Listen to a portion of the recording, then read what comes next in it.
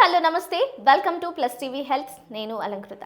శీతాకాలం ప్రారంభమయ్యేసరికి చలిగాలులు వేగం పెంచడంతో ప్రజలు వెచ్చదనాన్ని పొందేందుకు స్వెట్టర్లు అన్ని దుస్తులు ఎక్కువగా ఉపయోగిస్తున్నారు.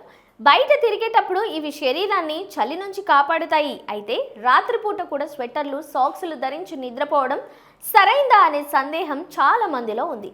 ఈ విషయంపై నిపుణుల అభిప్రాయాల ఆధారంగా వివరణ ఇక్కడ ఇస్తున్నాం.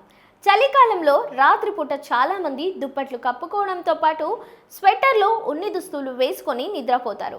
శరీరం వెచ్చగా ఉండాలన్న ఉద్దేశమే అయినా ఇది ప్రతిసారి శ్రేయస్కరమేనని చెప్పలేము. స్వెటర్లు స్వభావంగా మందపాటి ఉండడం వల్ల అవి శరీర వేడిని ఎక్కువసేపు ఉంచుతాయి. అయితే ఇంటి లోపల ఇవి చెమట పట్టే పరిస్థితి సృష్టించవచ్చు. చెమట తేమ చర్మంపై నిలిచి ఉండటం వల్ల దద్దుర్లు, చికాకు, ఫంగల్ ఇన్ఫెక్షన్లు దారితీసే అవకాశం ఉందని వైద్యులు హెచ్చరిస్తున్నారు. నిపుణులు సూచించిన ప్రకారం రాత్రి నిద్ర సమయంలో శరీరం విశ్రాంతి పొందేందుకు వదులుగా ఉండే దుస్తువులను ధరించడం అత్యవసరం.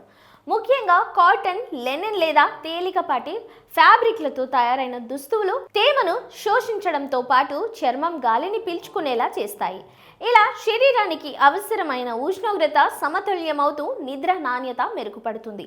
అయితే చలి అధికంగా ఉన్న ప్రాంతాల్లో టీషర్ట్ పై వదులుగా ఉండే స్వెటర్ వేసుకుంటే శరీర ఉష్ణోగ్రతను నియంత్రించుకోవచ్చు. అదేవిధంగా పాదాలకు సాక్సులు ధరించడం వలన చాలా మందికి శీతాకాలంలో సౌకర్యంగా ఉంటుంది.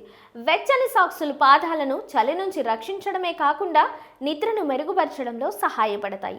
అయితే బిగుతుగా ఉండే సాక్సులు రక్త ప్రసరణను తగ్గిస్తాయి. అందువల్ల వదులుగా ఉండే స్ట్రెచబుల్ సాక్సులను మాత్రమే ఉపయోగించాలని వైద్యులు సూచిస్తున్నారు. అలాగే ప్రతిరోజు శుభ్రమైన సాక్స్ను మాత్రమే ధరించాలి, లేదంటే పాదాల చర్మానికి ఇన్ఫెక్షన్లు వచ్చే అవకాశం ఉంది.